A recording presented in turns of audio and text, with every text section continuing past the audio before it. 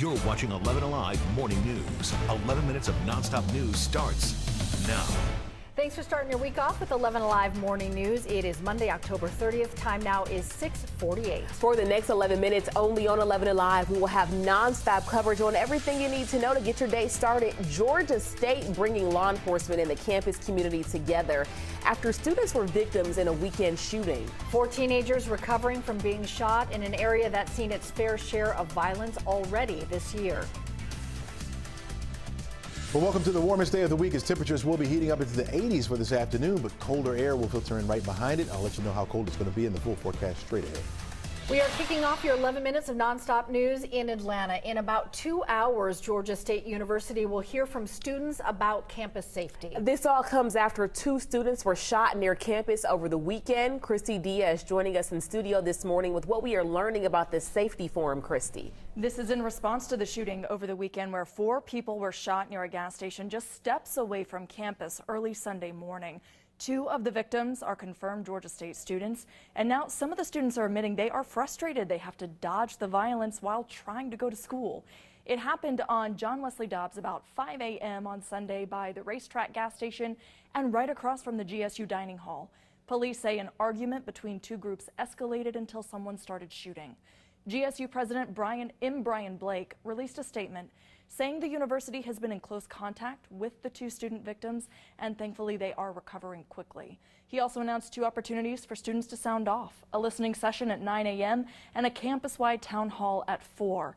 Meanwhile, the campus is increasing patrols to help keep students safe. Police say the people shooting were not GSU students, but they have not released the names of either the victims or any possible suspects. Right now in DeKalb County, police are searching for the suspect in a shooting that hurt 4 teens. Here's what we've learned as of this morning. Police believe it all stemmed from an argument between 2 groups of teens. Some had just left a house party.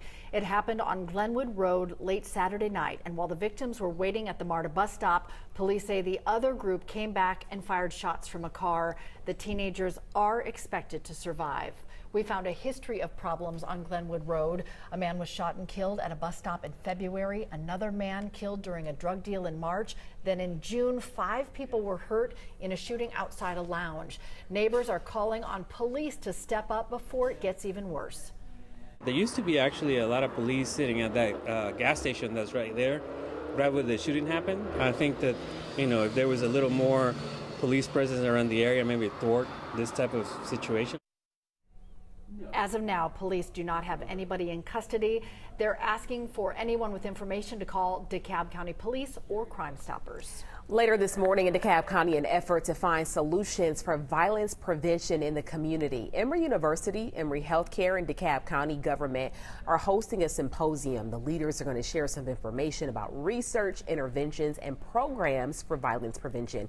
It's going to be at the Miller Ward Alumni House on Emory's campus, starting at 8:30 this morning and running until 5. And that was a look at your top headlines. A pretty day to look forward to today, Chesley. That's absolutely right. If you like the weekend, you'll love today. It's a little bit of a spillover for us as temperatures will be warming up. We're mild out there right now. Temperatures in the 60s. You've got some 50s out there. The warm spots would be Atlanta and Gainesville, both tied at 64 degrees. 58 in Athens, 56 Duluth, 59 degrees over toward Marietta. Carrollton, you're at 56, 53 down into Peachtree City, one of the cooler spots.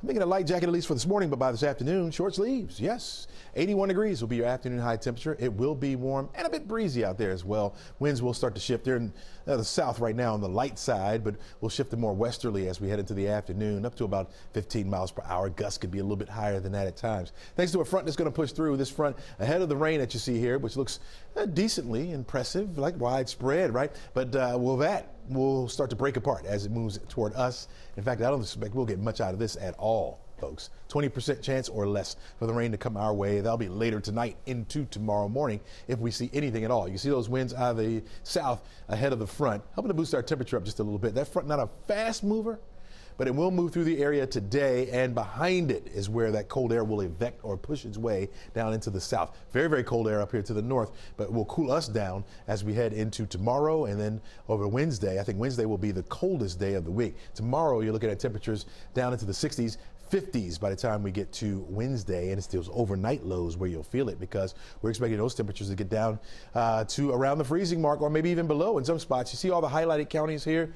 They are under a freeze watch that includes Rome, includes Gainesville, over toward Athens, Atlanta, down through Griffin. You're looking at temperatures that could be as low as 23 degrees, especially in the higher elevations of the North Georgia mountains. That means, temperatures below the freezing mark, you got to cover up those exposed pipes. If you have some sensitive plants outside, you want to cover those up or bring them inside, of course, and protect your pets as well, folks. This will be Tuesday evening going into Wednesday morning. We're expecting to see those temperatures that low. As far as our forecast goes, we'll have sunshine around at least through early afternoon. After about 1 or 2 o'clock is when those clouds will start to filter into the area. Notice the rain falling apart as it pushes in. We'll hold on to the threat for rain at least through Tuesday morning.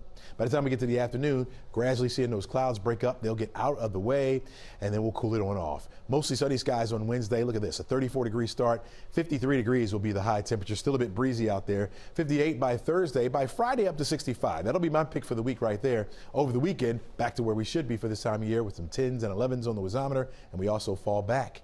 We turn our clocks back, the end of daylight saving time. Time now 6:54. We continue your 11 minutes of nonstop news with the conflict between Israel and Hamas. Today, the United Nations Security Council will hold an emergency meeting. And this morning, there are reports the United Arab Emirates will ask for a resolution to call for a humanitarian pause in the war. But Israeli Prime Minister Benjamin Netanyahu says they are now starting the second stage in the war. Airstrikes continue to leave extensive damage. The Palestinian Red Crescent Society claims Israel is intentionally launching attacks near Gaza City's second largest hospital. We have learned a Douglas County commissioner will have to deploy to the Mediterranean during the ongoing violence in the Middle East. Ricky Dobbs Jr. represents the 1st District in Douglas County.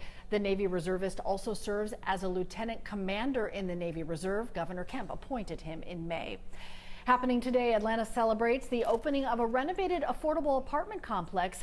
James Allen Jr. Place was once called Hightower Manor Apartments. This 40-year-old building has now been transformed.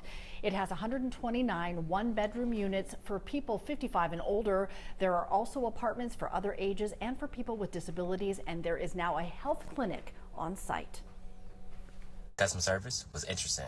While the people were nice, the rules they had set were very unique to me. We initially tried to do takeout, but when we came in, they said we couldn't sit down, and there was no space at the bar for us to stand. So we had to stand outside to order our food, and then we decided we just gonna dine in. But 2 people in our party stepped out for a second, because again, we fresh off the plane, so everybody was trying to get situated. The waitress, again, she was nice, but she told us she couldn't take any orders, or she couldn't do anything until everybody sat down. No water, no coffee, no drink orders, no nothing.